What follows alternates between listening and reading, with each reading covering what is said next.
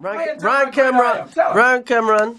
Cameron was in my first HBO special, Jokes. He's on a school bus, and he actually helped fill up the room because, I wasn't like a big star, and I needed the radio really bad. Right. And my man actually got on the radio and told people to come out, and they did. So this man's very, very, he's responsible for this movie. It doesn't happen without him. That's why, and as a radio guy, when you see the radio scenes, I go, okay, Opie and Anthony.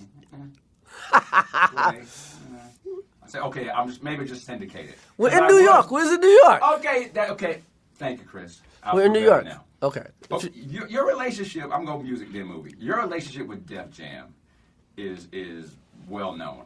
When Slick Rick and Dougie reunited, I was at the table with you and Rick Rubin. Do you remember that? I remember that. At the House of Blues in LA. So I mean, you've always had this great relationship, but this movie has a digital soundtrack. Yeah. So that goes with the whole top 5. It goes with the whole top 5. The whole music. There's a musical feel to the movie. The music's like another character in the movie. So.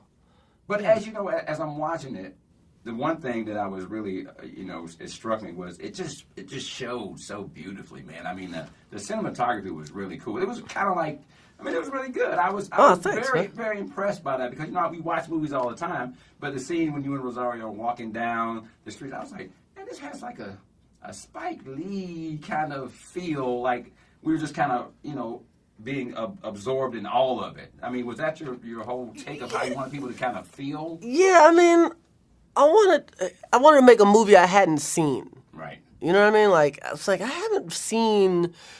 There's a lot of comedies, but our comedies tend to be on a level where they're kind of just they're comedies from the jump. Right. Like you're never like this is not reality. Mm-hmm. So I wanted to do a comedy that was kind of based in reality, kind of like my stand-up. Right. Like my stand-up is like, I don't really talk about funny things in my stand-up. I talk about serious things, and I make them funny. Right. So I want to take a serious situation and make it funny. Do you think that because of who you are, that you can say things and not necessarily get away with it, but the fact that because people are so used to your satirical take on things, they go, well, Chris Rock is just saying what I've been thinking.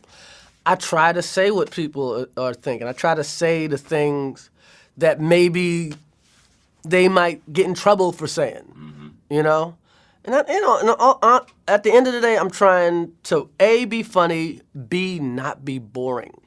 You know what I mean? A lot of times you can watch a comedian for an hour, right, and you can't tell one joke. Mm-hmm. You're like, well, what'd he say? Right. I don't remember. Right.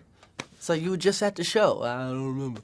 And Bill Cosby said, if it's funny on the page, it's funny on the stage. I mean, everybody who I've talked to, they said when they read it, they were laughing out loud. So you knew you had a project. But from September, you didn't have somebody distribute it. You were kind of like, you got to Canada, and all of a sudden, it's a bidding war. Yeah. How'd that feel? It felt good because when I went to Canada, I had nothing, the Toronto Film Festival, they got all these movies to watch for. We were on no list at all. So, yeah, I was hoping one person wanted to buy it. Honestly, I was just like, if we can just get one person want to buy this and put it out in a year, I'll be happy. Not only did a bunch of people want to buy it, they put it out it's like 3 months ago or whatever. It's like that. So this has been a crazy ride. Well, congratulations, man. Thanks a lot. And if there's ever a DJ Atlanta scene, I know you'll call. I will definitely call you. I'm sorry I didn't recognize you out there. It's a crazy day. That's but all right, man. As soon as you came and I heard the voice, I'm like, what the hell?